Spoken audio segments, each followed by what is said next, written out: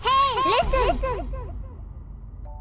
Welcome everyone, this is AndresRestart, and today we're talking about how Tears of the Kingdom has fixed the weapon durability problem from Breath of the Wild. Now I say problem with air quotes because I personally don't see it as a problem, but I do understand it's a bit of a love it or hate it situation. But before we go further, let me point out a couple quick things. Today's video is more of a quickly edited, simple discussion video, so just sort of sit back and relax here. It's a breather day for me. We just hit 20k. I'm very excited about this. Thank you to all those who have been enjoying my content, but we are aiming to hit 25k by the time Tears of the Kingdom comes out on May 12th. So if you do enjoy my content, please subscribe and hit that notification bell, because then we might just make it. But on to the topic for today. When Mr. Eiji Aonuma showed off the weapon breaking early on to the gameplay demonstration, I think the intent was to actually show that yes, this is coming back, but how we're going to change it. And I think Tears of the Kingdom does some amazing things to remedy or improve upon the weapon breaking from Breath of the Wild. But before we talk about that, let's talk about the value of the weapon durability system from Breath of the Wild, because some people are questioning why it even had to return at all. And assuming Tears of the Kingdom follows a fairly similar gameplay style, it needed to come back. Weapon breaking was integral to the overall gameplay loop for a couple different reasons. One reason has to do with just how the combat works with the world. The world of Breath of the Wild is highly interactive. There are different physics systems in place, and the combat plays a vital role with that. You can take advantage of magnesis, move around some metal boxes, or cause explosions, or take advantage of the weather. There's so many different things that can go on within combat, and it's meant to be fluid. It's meant to help you think on the spot and keep going. So when you have a weapon and it's about to break, you have this moment where you have to make a decision. Do you keep the weapon for later for whatever reason, or do you throw it at an enemy and have a critical hit? Because when you throw a weapon, it does more damage when it lands. And when you do this, it opens up a spot in your inventory to pick up maybe something else in the environment that can be to your advantage. And it facilitates this flow of the combat that complements this highly interactive world. But perhaps an even bigger point to make here is how weapon durability supports the reward system in this game. You see, this is a massive open air game, Breath of the Wild, where we're going to be exploring, finding different things, making different discoveries, and there should be a reward for our efforts in some way. So there are lots of chests, and a lot of these chests have special items, special weapons. But after a certain point, you're going to have such a stockpile of these weapons that you don't really need to worry about any more chests, and thus the reward that you have for going into all these different places is less significant.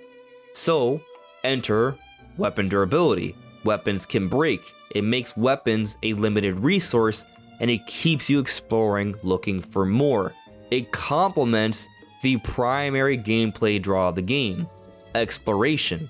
So when you consider how important weapon durability is to the flow of the combat and how we interact with the world, and how it keeps us exploring and having a reward system that makes sense, it's pretty important, and they can't just get rid of it in Tears of the Kingdom if it's a fairly similar concept of game, which it is. There are some massive changes that we've seen already, but still, a lot of those core gameplay concepts are there. There's going to need to be a reward system, and we're still going to be using these different systems to interact with the world and engage in combat. So weapons do still need to break.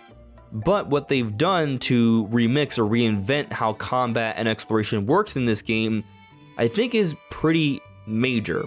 And it's centered around the fuse ability. And I'm pretty sure that's why Aonuma opens up the combat with weapon breaking and then the fuse ability. So first Aonuma shows us a stick breaking while fighting a construct, but he needs to get another stick, and he does. And he's able to defeat the construct with the second stick, but the second stick is about to break. It's flashing red. So what happens next, he takes the stick that's flashing red, and he uses the fuse mechanic with a boulder. And the stick is no longer flashing red, but it's become a new weapon, a big hammer with a boulder for the head. And then he goes into combat, and he remarks on how not only is the weapon stronger, but the durability has improved. So there's three takeaways I take from this. The two obvious ones, it is stronger and it has greater durability, but also, because it's no longer flashing red, the implication is that the durability has been restored. So, in Breath of the Wild, when you had a weapon you loved, and it was about to break, you had the option to not break it, and just keep it in your inventory for whatever reason, or just chuck it and break it, which usually was the ultimate thing you would need to do, because it wouldn't make much sense to just keep a weapon that's about to break without ever using it. That wouldn't be very fun. So in Tears of the Kingdom, you can still chuck weapons most likely to get a powerful critical hit, but you also have the option to save that weapon if you do like it, fuse it, reinvent that weapon, make it stronger, give it better durability, and restore its durability, repair it in a way, giving it more function. But I think it goes even deeper than that, because think about this for a moment. When you have a fused weapon, it still has durability, as alluded to by Aonuma. It's only greater now. It will eventually be about to break. So when you come to that point, you make another decision. Do you throw the weapon to get a critical hit, or do you fuse it again? And we have seen that it looks like you can fuse already fused weapons, and also we assume you can store it in your inventory because fused weapons have their own dedicated name and image file. So you have more meaningful choices thanks to this fuse system. And I'm going to speculate that a fused weapon that's a combination of more parts, when you do throw it for the critical hit, it will do more damage. So there's great incentive to fuse a weapon. One, you get to keep the weapon in some way, but you reinvent it and make it stronger or give it more utility. But also, as you continue to fuse the weapon, potentially it becomes even more powerful with a critical hit. And when you do break that weapon, you do lose it. But this is what's meaningful about this.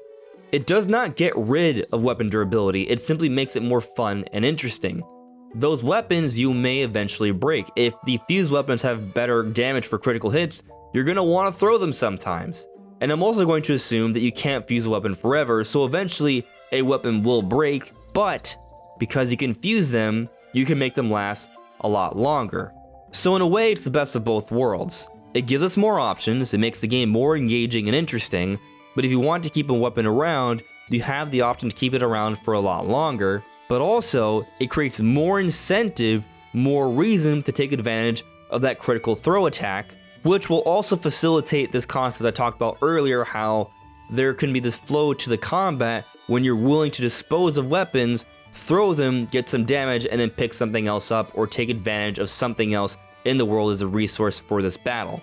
And because weapons are still a limited resource, you will still be looking out there for different weapon combinations that will be fun and you can experiment with, but also still as a reward because you're gonna run out of them eventually if you don't find more.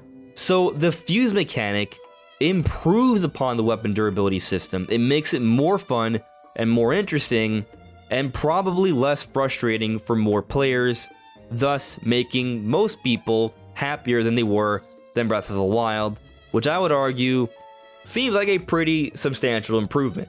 And that's how I believe Tears of the Kingdom has fixed the weapon durability problem, as I say in air quotes. But what do you guys think? Do you agree, or do you have different ideas? Let me know in the comments below.